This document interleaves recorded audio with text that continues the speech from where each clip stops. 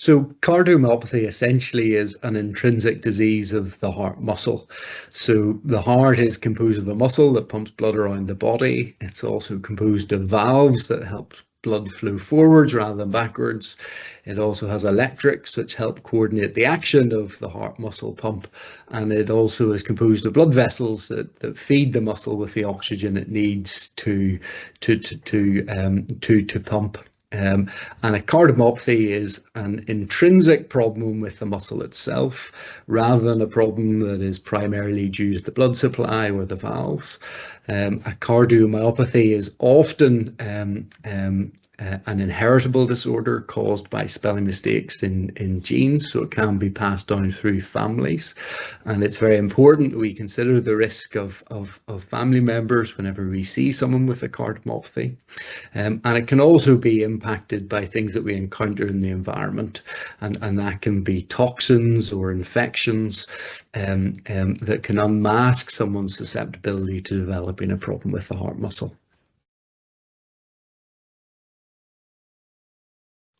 So a cardiomyopathy can present with a variety of symptoms. It can present with shortness of breath or exercise intolerance, and that's frequently because the heart becomes weak or too stiff. It can present with palpitation because the heart rhythm has been affected. It can present with symptoms of unexplained dizziness, or patients can black out, and that can be due to heart rhythm problems or a problem with the heart function.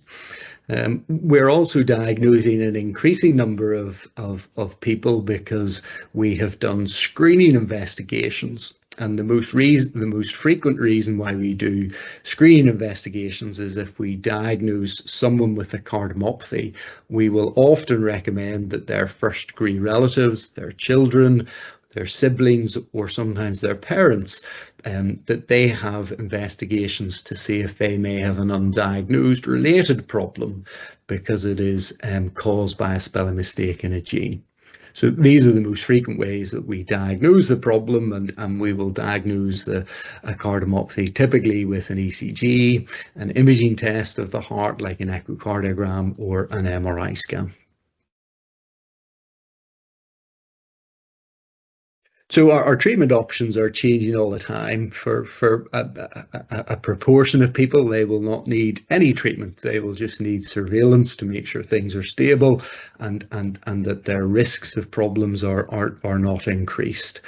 If people develop symptoms, there are medications that we use to improve those symptoms.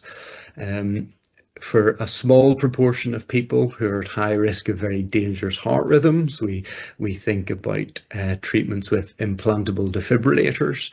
These are devices implanted just under the collarbone or in the armpit, and they monitor the heart and allow us to treat dangerous heart rhythms before they cause problems to people. Only a small proportion of people will need these devices.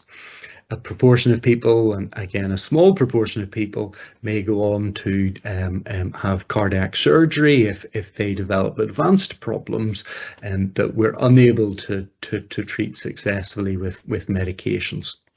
I think one of the really exciting areas in cardiomyopathies are the new therapies that we're beginning to have available to us, that not only improve symptoms, but might also reduce the progression or even reverse the disease, and allow us to have a lot more effective treatment and control of the disease over someone's lifetime.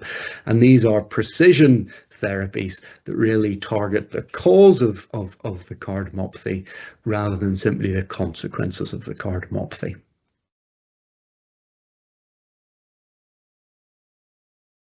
So my job is to try to make sure that the cardiomyopathy affects the patient's life in the smallest way possible. The vast majority of patients with cardiomyopathy live full lives with an excellent quality of life.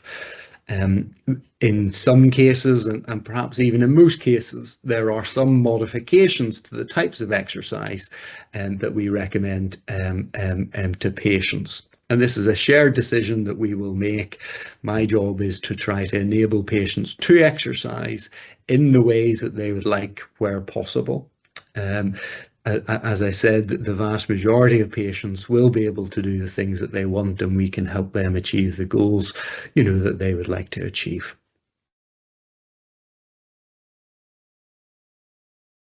So a proportion of cardiomyopathies are hereditary.